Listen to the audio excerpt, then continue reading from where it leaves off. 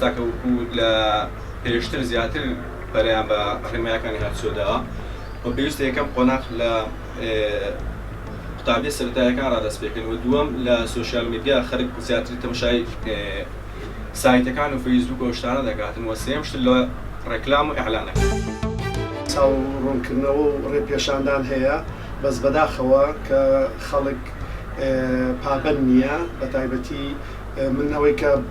بەرچاوم زۆر سەیرە و سەیرم پێدێ کە ئەوانی ماتۆرسکلێ دەخڕن ئەوانە بە هیچ شێوازێک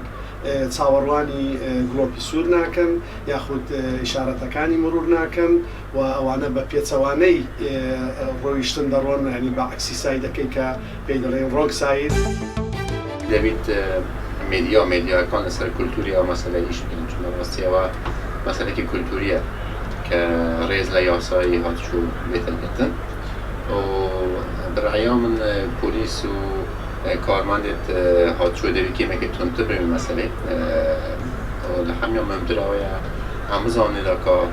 سەرپێچیگرن لە یاسای هاتوچووی بۆ خۆ بێاحترامی بە ڕێزیە کە بۆ یەکەم جار خۆ دووەم جار بۆ هاوڵاتی دیکە. چاکتر وایە حکوومەتی هەرێم هەستێتن بە تەسقیفکردن بەنامەیەکی تەسقیفی و ڕۆشنبیری باش دابنێ بۆ خەڵک بۆی خەڵک زیاتر هۆشیار بن و بزانن ئەو یاسانەی کە دانراوە بۆ وانە و بۆ مەسلحەتی وانە.